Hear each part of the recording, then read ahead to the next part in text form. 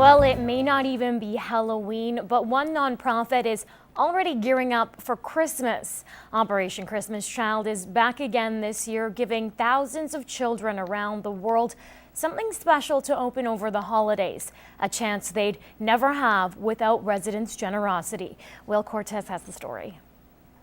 Not every child has the opportunity to receive a toy for the holidays. Operation Christmas Child is hoping to give kids a few basic necessities and the emotions that come with receiving a gift. An incredible impact that even though I've had opportunity to hand out shoeboxes several times, I still don't fully understand the magnitude of the impact. I know that shoeboxes change lives. Operation Christmas Child collected over 6,000 shoeboxes in Lloydminster last year. A number of volunteers want to surpass this holiday season.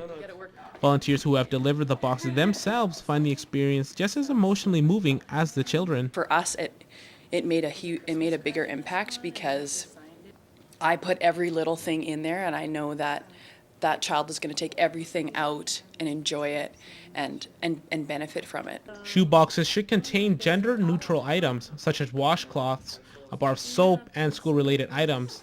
Also, they should include a photo or a letter from the people who are donating. I have noticed numerous times that if there's a photo or a card, that's the very first thing the child will take over and show the rest of their family. And I have been in homes where photos and cards are still hanging on people's walls. I would say that a shoebox brings hope. It brings them hope that somebody cares about them from another country. Southridge Community Church will be providing shoe boxes for pickup and drop-off for now. If you'd like more information or would like to volunteer, email or call the number on your screen. Will Cortez, Newcap News. A local dancer is shooting for the stars with dreams of becoming a professional and opening her own studio. Gerard Lampow tells us her story in this week's Arts and Entertainment feature. This year I have 24 dances that I'm in. Darby Watson showed her love of dance as a toddler. She's grateful for the direction of Sarah Makins at Fame Dance Studio. Sarah mostly. She's super encouraging and she just tells me that I can do whatever I want to do and I can follow my dreams, and she's surely showed me that I can do whatever I want to do. Fame has been really, really good for her, and it's given her the confidence to do all the things that she wants to do, whether it is Disney or Vegas or New York. It has just really given her that opportunity. So I'm very thankful for Sarah and Fame. As always, Fame has been busy this past summer. I went to New York and Las Vegas, and we spent about a week in each place, and we did DEA, so we did the Dance Educators of America, and we did a workshop there with a whole bunch of different choreographers. It was amazing. Darby is homeschooled and balances her passion with her studies. I've always been a huge fan of English. I love writing, and especially I can let go of everything I want to say, and actually I'm really enjoying law this year. Fame Dance Studio has 4 levels of dance. Darby is set on her goal and is already making time to teach the youngsters. Okay, let's try that again. She shows what it is that we can do with a student coming in, starting as a beginner, going through the levels, and now we're able to encourage her to become a professional dancer and a professional teacher, and we're going to open a studio just for her when she's ready for that. Gerard Lampow, Newcap News. In exactly 2 weeks' time, voters head to the polls, selecting 6 councillors to represent Lloydminster for the next 4 years. As Kelsey Bloxham reports, this week's Chamber Chatter looks into the upcoming All Candidates Forum.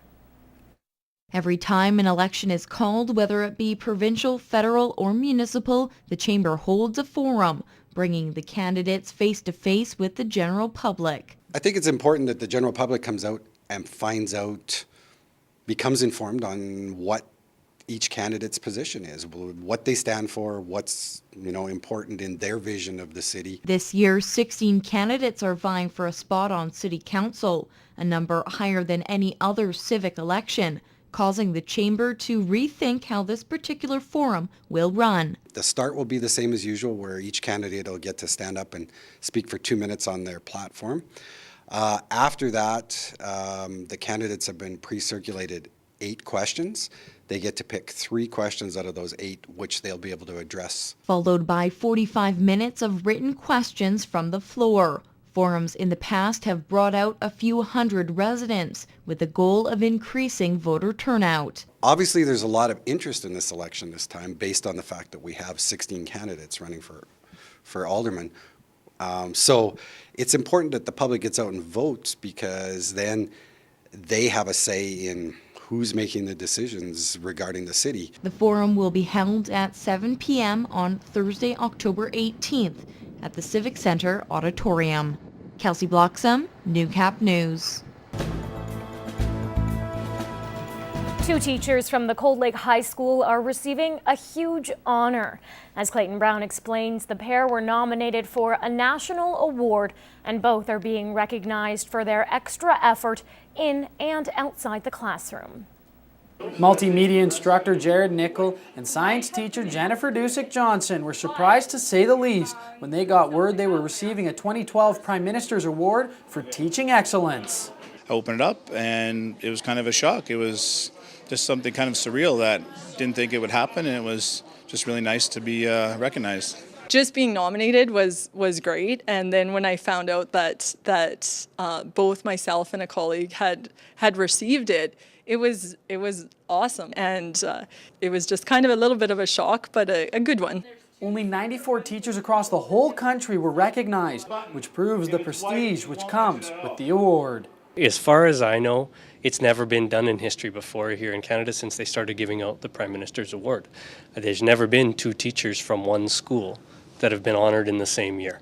Part of the nomination process was letters of recommendation from parents, students, and other teachers. It is heartwarming to realize that, sometimes the little bit of extra effort that you put in, that people appreciate it and know that it's making a difference in the lives of others. I kind of get carte blanche to do what I do with the Career and Technology curriculum in Alberta, and that kind of support allows me to do a better job in my classroom with my students.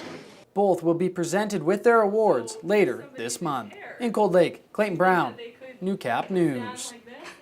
Well, our next story proves Halloween isn't just for humans. Pet costumes have become quite popular, and in the final installment of our Halloween costume special, Nara Manisa shows us the latest styles for your furry friends.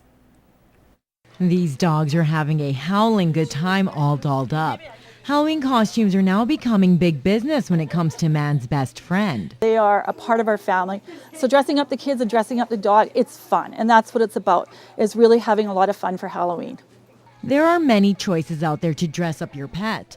This year, the celebrity look is one of the top fads. Is your dog feeling like a California girl? How good is her poker face? Do you feel the breeze from the saddle? Isn't it delicious? Or can your dog pull off Marilyn Monroe, one of the most iconic women out there? There are lots of celebrities to choose from. As for male dog costumes, we also have the dinosaur ones, which is now a new craze as well. I think the boys really like the dinosaur. And we have other ones, like we have the policeman Halloween costume with the prisoner costume. While it's fun to dress up your dog, it's important to make sure your pet is comfortable in its costume. They just have to be non-constricting, making sure that they're visual, that there's nothing on them that the dog will eat or eat the whole costume. That's a concern. This veterinarian says while Halloween could be a scary time for dogs, your pet's personality is a big indicator if it can pull off a costume. If you've got a dog that's a laid-back dog, doesn't care, isn't stressful for the dog, then, it should be fine. How do you like your costume? I think she likes it. Nara Manisa, Newcap News. Well, after a record start to the year, cattle markets have taken a turn for the worse.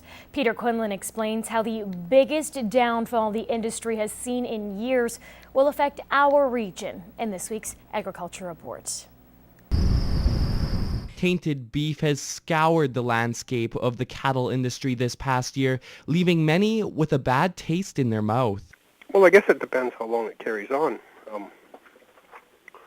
I guess our fear is now that we don't. It puts us in a bit of a bad light because of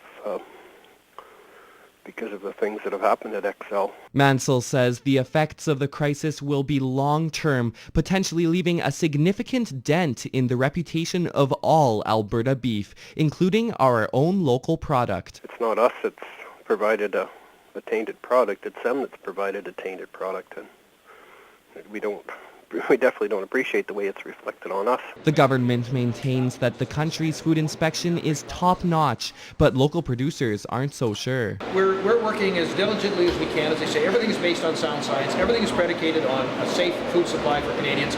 Canadians' food is safe. Anytime that the quality of the food is put in question, it definitely doesn't help our relationship with the consumer. We do provide the best, healthiest product in the world. It's regrettable that this temporary setback is going to hurt some people. And the impact isn't only being felt here at home, but across the nation, making this the biggest downfall cattle markets have seen in years. Like the high corn prices has hurt the calf price a certain amount, but nothing like this. Peter Quinlan, Newcap News.